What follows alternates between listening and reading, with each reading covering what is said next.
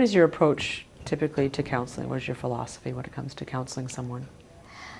My approach to counseling is first and foremost to create a space that is safe and trusting for someone to be able to explore who they are, their history, their beliefs, where they want to go, what they see for themselves. So there's certainly goal setting, there's looking at where they want to travel, but it's also looking at their stories and being with them in their stories. An example, in working with a widow who has lost a spouse after 30 years of marriage and comes to me, needs that time to just have those feelings. And sometimes friends and families get worn down and especially get feeling desperate to fix grief. And grief can't be fixed. Grief has to be traveled through. So just to be there, to allow those feelings to kind of normalize them, so to speak, and to be with that client in those feelings, so that there's a holding, and that I bring a calm and steady presence. So it's all about the relationship, and that's what I really hope to bring. We do things like doing some meditation, doing some breathing exercises, all things that help in de-stressing in whatever the issue is, again, to bring clarity. So it sounds like some of your techniques are unique to you as opposed to some other counseling practices. Are there any other unique approaches that you have that set you apart from other counselors? I think that finding a right fit for a client is very important.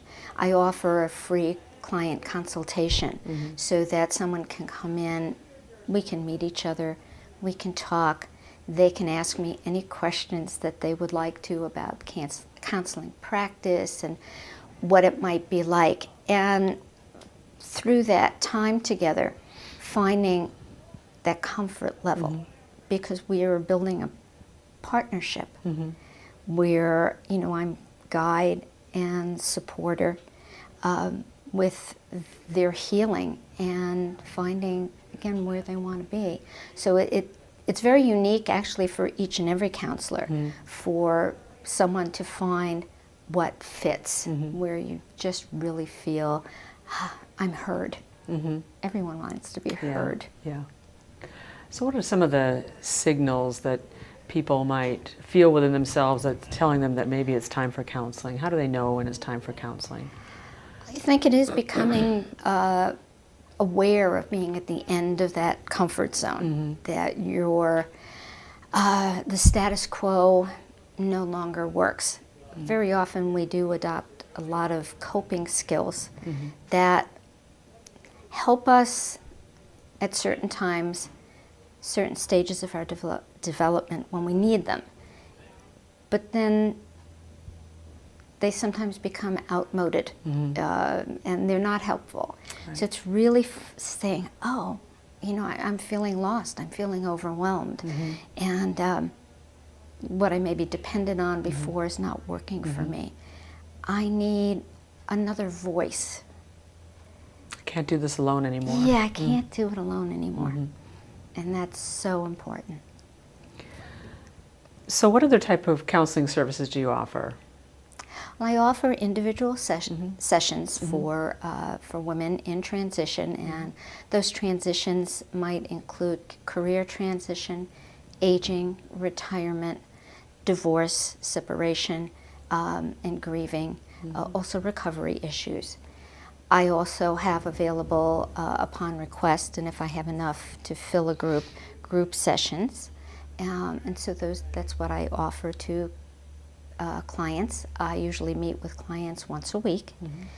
Sometimes after a time of therapy, if we're at a point where the therapy shows that a client is ready to do with a little less, we can go to every other week. And sometimes at the end of therapy, clients might still want to have a once a month check-in, just for that added support. So is there a typical or average length of time that someone might be in counseling?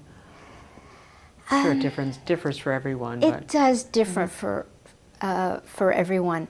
And that's part of the relationship that I've been talking about, that it's part of what I discuss with clients, and we talk about it, and we talk about what they feel their readiness is, and what I'm feeling their readiness is, or I might be able to raise some points to them in terms of, well, gee, have you thought of this or that?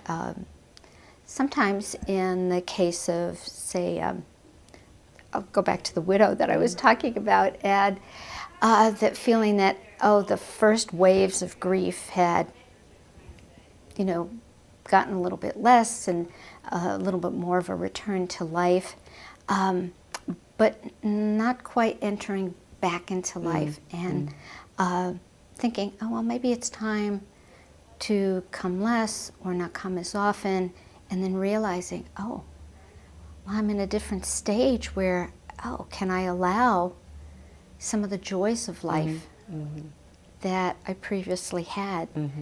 Does this make me feel disloyal to my spouse who's died? Is it okay? Is it okay to laugh again, to be happy again?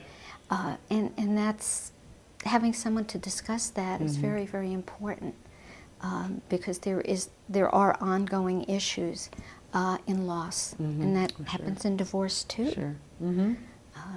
Lots of different issues of trying to find what is that new life.